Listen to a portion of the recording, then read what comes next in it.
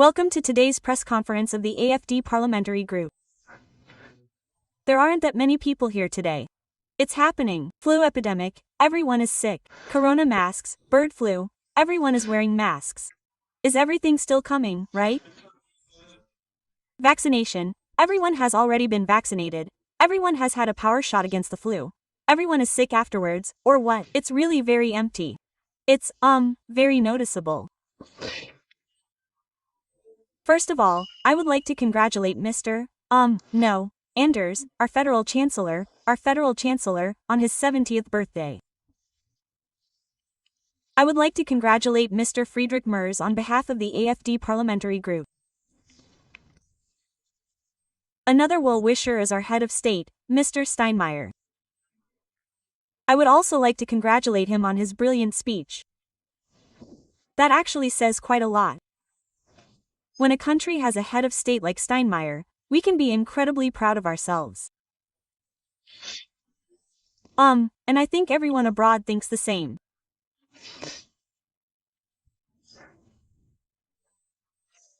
I would like to leave it at that, because Mr. Steinmeier from the SPD has actually spoken quite well for himself, and that does not need to be commented on further, and that is in view of the fact that Germany is facing an economic disaster.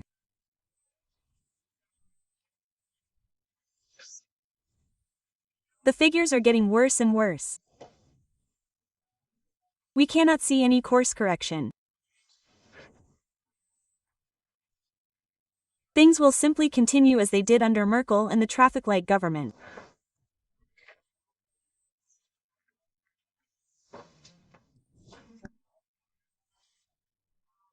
They will simply continue as before, and the dramatic slump in the approval ratings of the Black-Red coalition shows that this Klingbeil March government no longer has any support and will come to an end sooner than the traffic light government could have expected.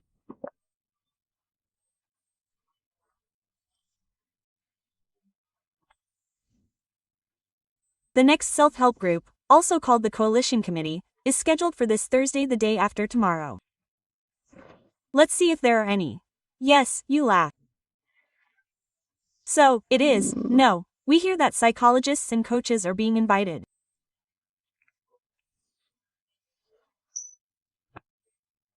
Well, I don't think it's a bad thing overall, when you invite psychologists to come along to get advice on how to behave, and you're obviously not at all clear about the agenda. There are really big issues like the citizens' income, which you definitely wanted to address. The citizens' income has also been dropped from the agenda. There's no way to reach an agreement on it. Not even within the SPD and certainly not in the coalition. Pension reforms haven't either, and the whole thing has been taken off the table, as has the ban on combustion engines. All of that was promised to us during the election campaign. I don't think that's an issue for the coalition anymore either. What other great things do we have in store for the next session week? As you all know, it's budget week. That's when the 2026 budget will be decided. At least that's what they're trying to do. Let's look at the figures again. Our budget is 520 billion euros. Almost a third of the budget is new debt. Then there is this wonderful special fund, which is nothing more than special debts. And this money is not being spent on infrastructure projects, as we are all led to believe, but on further social benefits that are no longer affordable. What else is there to say? Exactly. We were promised, the Black-Red coalition, Klingbeil March, I have to say, Klingbeil March, promised us to cut 8% of civil service positions by 202, i.e. to make a reduction of 8%. Of course we get something. We get the opposite. We get an increase in civil service positions of 8,000 new administrative positions from 2026, plus the costs plus a bit of the figures. So we are at around 5 billion euros, which are then thrown out the window again for more efficient civil service. Positions that are absolutely necessary. Oh yes, and here too, the e-car subsidy, which they wanted to cut. What do? The opposite, no, that was to be expected, is actually not funny at all, actually rather tragic. with almost 80 billion euros in subsidies, which is also a record. They are doing more than the traffic light coalition. They only had a subsidy of 66 billion euros. So the costs are rising considerably. What does the increasing debt burden lead to? And I have already tried to explain that to you in many press statements here. It leads to an increase in the debt service of the Federal Republic of Germany. Accordingly, the national risk premium increases.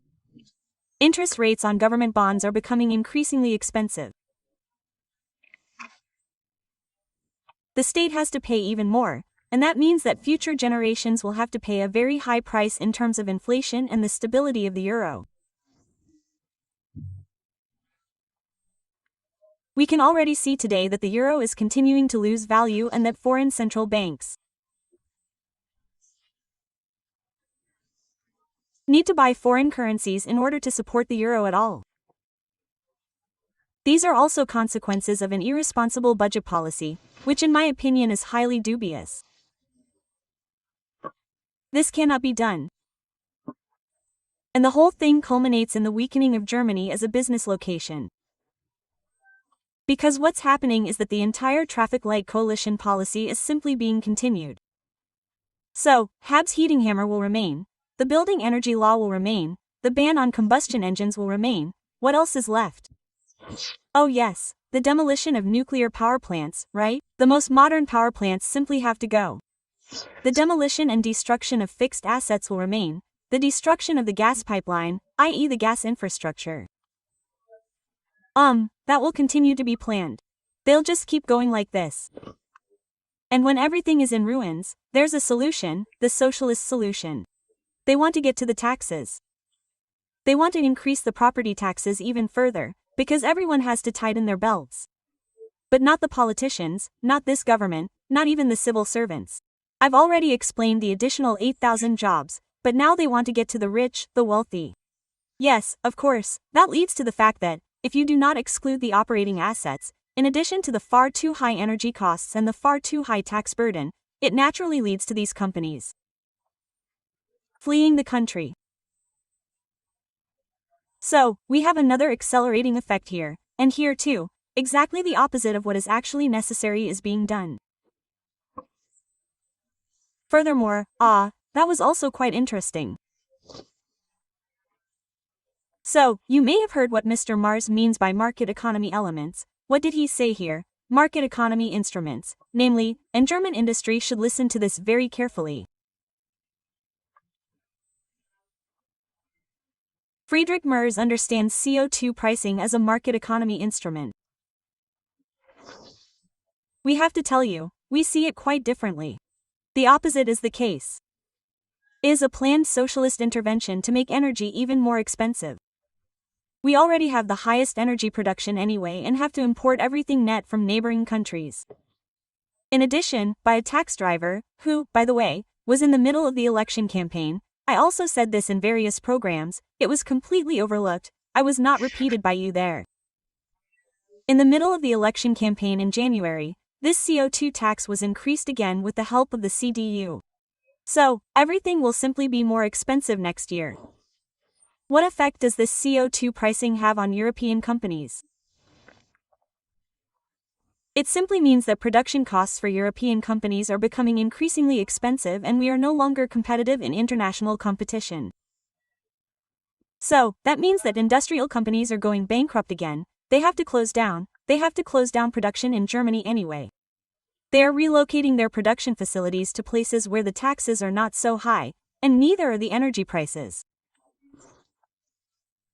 Keyword USA. They have very interesting, attractive recruitment agreements for German and European companies. So, they will be sucked away here, if they are pushed away by politics, especially by German politics, and chased away by a CO2 pricing that is far too high. That is why we, the AfD, say that CO2 pricing must be abolished immediately and completely. We can no longer afford this. CO2 pricing is poison for our prosperity and for our economy, as I have just described in the mechanisms. And accordingly, we urgently need to correct course. We simply cannot continue like this. Ladies and gentlemen, and that is why we, the AFD, exist. We offer the CDU the opportunity to pursue sensible policies, sensible economic governance policies in this country. And with us, all important reforms could be pushed forward, but it is simply not being done because of the firewall. And that brings us full circle with our brilliant head of state, Federal President Steinmeier. And accordingly, I would like to conclude with these words. Please ask questions. Yes, I have a question for you in your dual role as parliamentary group and party leader. The new youth organization will be founded at the end of November. That was also your wish. What do you expect from them and how much will you keep an eye on the party leadership? Well, the whole thing is going very well. So, I'm looking forward to the event at the Federal Congress. It's a founding Congress, which I will also be attending in person. Antifa has also registered, all the alliances. It promises to cause a lot of noise and a lot of drama, again incited by various federal presidents and the political media complex. People are now being stirred up, now that the AFD is the strongest force, nationwide and in the East anyway. And accordingly, we are looking forward to all the fanfare surrounding it, which I find absolutely irresponsible. I mean, what all this is costing taxpayers, what is being organized? Back to your question, what is being done? A new federal executive board is being elected for the new youth organization. Statutory issues are being discussed and we hope that the entire youth organization will be put on a new footing, on a stable footing and will work hand in hand with the parent party, i.e. with us. And that is actually going quite well. We have set up this party conference very closely together with the new executive committee and the whole thing is actually going quite well. I am looking forward to it.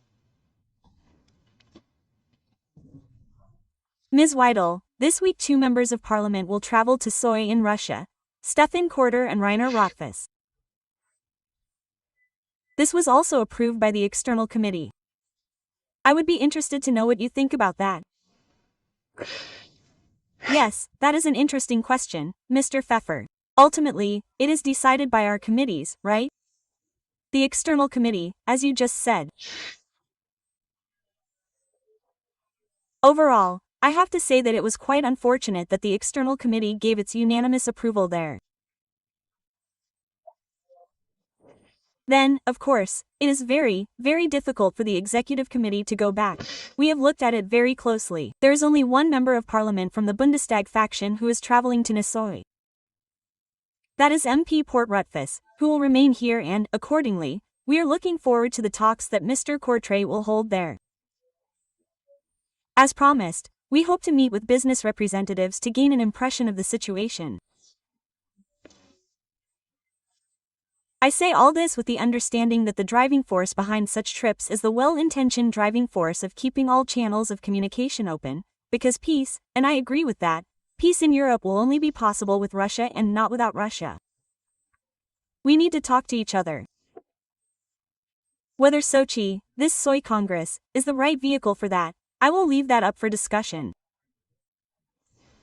I myself would not travel there.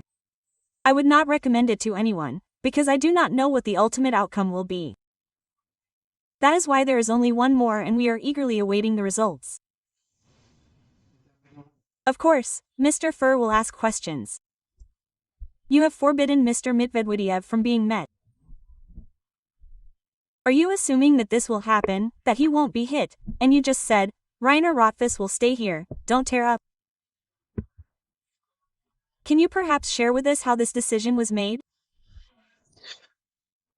I am very glad that our colleagues in the external working group took up the matter again, discussed it internally, who should travel or not and how sensible this trip would be, right? I also want to admit that they should have looked at this much more closely in advance. You understand my statement correctly.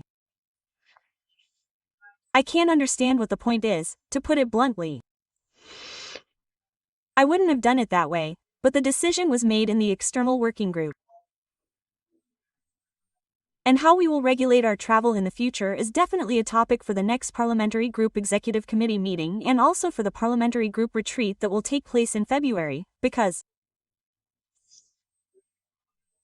we shouldn't continue like this. We can't afford it, and we don't want to. And, yes, Rothfuss decided on his own accord not to go on the trip after various discussions with colleagues, so I wouldn't make such a big deal out of it. The general conditions were set out very clearly. Anyone who doesn't comply will have to bear the consequences, and that could go as far as expulsion from the party. Last question, a follow-up question on that. You said that the parliamentary group needs to look at how to regulate such things in the future. Does that mean, for example, that travel would first have to be approved by the parliamentary group leadership before it is discussed in the committee? Yes, the process needs to be structured significantly differently, because things won't continue like this in the future. So there is a lot of dissatisfaction, precisely because there is no point in these trips at all. And I assume the good nature of keeping the channels of communication open. I can understand that, but anything beyond that should be avoided if possible. Thank you very much. M.